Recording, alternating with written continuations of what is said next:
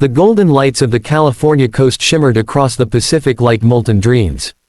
Along the edge of Highway 1 stood a place the locals called Hotel California, not the famous one from the song, but a small, weathered hotel that had seen better days.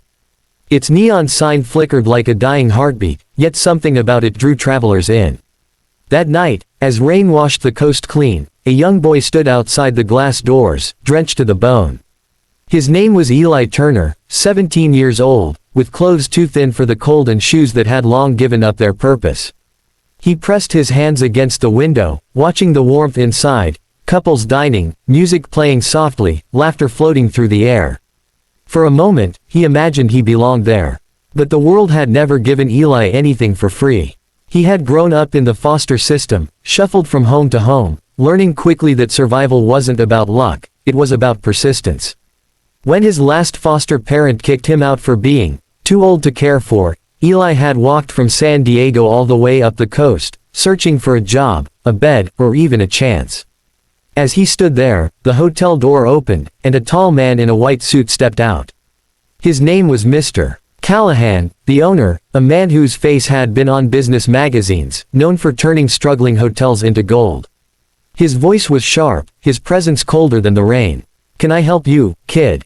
he asked. Eli swallowed hard. "Sir, I'm looking for work. Anything. I can clean, carry bags, wash dishes, just something to eat tonight." Mr. Callahan looked him over, soaked, skinny, and trembling, then sighed. "We don't hire street kids," he said flatly and turned away. The boy's heart sank, but before he could walk off, a gentle voice spoke from behind the counter. Maria, the front desk clerk, had been watching. She was in her late 30s, kind eyes framed by tiredness. "Sir," she said softly, "we could let him help in the kitchen. Just for tonight. The storm's bad." Callahan frowned. "This is a business, Maria, not a shelter." But something in the boy's eyes, quiet dignity, maybe, made her persist. "Please. Just tonight." The man huffed. "Fine. One night. Then he's gone." Eli bowed his head in gratitude, whispering, "Thank you, sir." Inside, warmth wrapped around him like a miracle. He was handed a towel, a bowl of soup, and a mop. He worked until midnight, scrubbing floors and washing dishes without complaint. Maria noticed how carefully he did everything, how he smiled when thanked, how he never asked for more. Later that night, when the guests had gone to bed, Eli walked to the hotel's small piano in the lounge. He brushed the dust off the keys and sat down.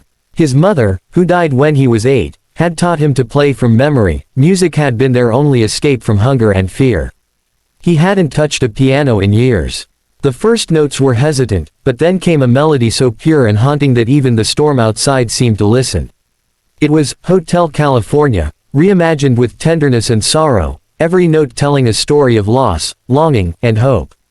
Maria stood behind him, frozen. Tears welled in her eyes.